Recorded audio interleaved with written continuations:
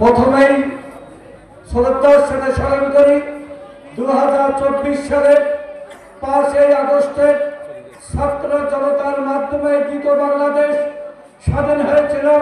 যারা এই স্বাধীনতায় রক্ত ঝরেছিল সেই ছাত্র জনতার আমার ভাইরা যারা মৃত্যুবরণ করেছে আমি তাদেরকে শ্রদ্ধা জানাই। যারা আহত হয়েছেন, যাদের চোখ গেছে, পা গেছে, কান গেছে, তারা এখনো বিভিন্ন হাসপাতালে বিদেশে চিকিৎসা আছেন। আমরা যেন তাদের জন্য দোয়া করি, আল্লাহ যেন তিনি আমাদের মাঝে ফিরিয়ে আনেন। তা যাই হোক, আপনারা জানেন এই ঐতিহ্যবাহী আলিম মাদ্রাসার একটি ঘটনায় আমি বলবো।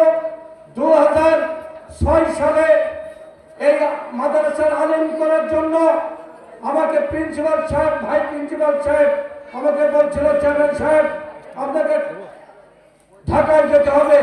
তখন আমাদের সাবেক হাবিবুল ইসলাম হাবিব ভাই এমপি, উনি তখন এমপি ছিলেন। তখন ওনার ভাই একটা ক্যান্সার হয়েছিল, তার বড় ভাই ক্যান্সার। তখন তিনি ভারতে নিয়ে যাবেন, বিভিন্ন তোড়জোড়ের মধ্যে ছিল। আমরা সেই মুহূর্তে ওনার বাসায় উঠেছিলাম। তিনি কত দরদি ছিলেন, তিনি বলছিলেন মোহাম্মদ চলো এক্ষুনি। আমি ভাই আপনার সমস্যা, কোথাও কোনো সমস্যা না, এক্ষুনি আমাদেরকে প্রিন্সিপাল সাহেব, ভাই প্রিন্সিপাল সাহেবকে নিয়ে তিনি ইসলামী বলে গিয়েছিলেন আমাদেরকে নিয়ে। তিনি ধমকের সহিত নিজে গাড়ি চালিয়ে সেই আলেম মাদ্রাসা তিনি করে গিয়েছিলেন। সেই জনদরদি নেতা সাবেক এমপি হাবিবুল ইসলাম হাবিব ভাই, কোনো টাকা লাগেনি, একটি পয়সাও লাগেনি, এবং তিনি বিল্ডিংও করেছিলেন, এই আলেম তিনি প্রতিষ্ঠা করেছিলেন। কিন্তু তারপরেও তিনি তারা করুণার নয়নমণি, তিনি যত উন্নয়ন বাংলাদেশে করেছেন, তিনি প্রত্যেকটা প্রতিষ্ঠানে, এই যে আপনারা জানেন বঙ্গবন্ধু কৃষাবৃত্তি হাই স্কুলে তিনি এমপিভুক্ত করেছিলেন, নগরকাটা আদর্শ গার্লস বালিকা বিদ্যালয়ে তিনি এমপিভুক্ত করেছিলেন। তিনি সারা বাংলাদেশে এমপিও যুক্ত করার জন্য তিনি ওই সময় প্রথম হয়েছিলেন এমপি হিসাবে। তা যাই হোক, তিনি এত কাজ করার পরও এই ফ্যাসিস্ট সরকার তাকে 70 বছর জেল দিয়েছিল একটা মিথ্যে কেসে। তারপরেও আল্লাহ তাআলা আমাদেরকে এত কিছু করার পরও আপনারা জানেন 13-14 সালে এই স্বৈরাচার সরকার প্রায় 40 জন বিএনপি, জামাত, ছাত্র শিবির এবং 2 জন চেয়ারম্যান সহ হত্যা করেছিল। আপনারা জানেন 13-14 সালে এই নৃশংসভাবে এই 17টি বছর এই ফ্যাসিস্ট সরকার জামাত বিএনপিদেরকে ঘুম করতে দেয় না। হাজার হাজার আলেমদেরকে নির্যাতন দিয়ে আইনা করে রেখে তাদেরকে নির্যাতন করেছে।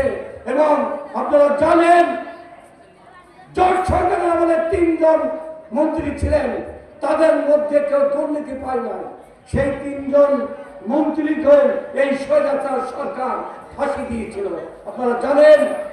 এই জন্যে আমাদেরকে এখনো কিন্তু অনেক সংগ্রাম করতে হবে, আমাদেরকে একতা থাকতে হবে, একতা বন্ধ থাকতে হবে।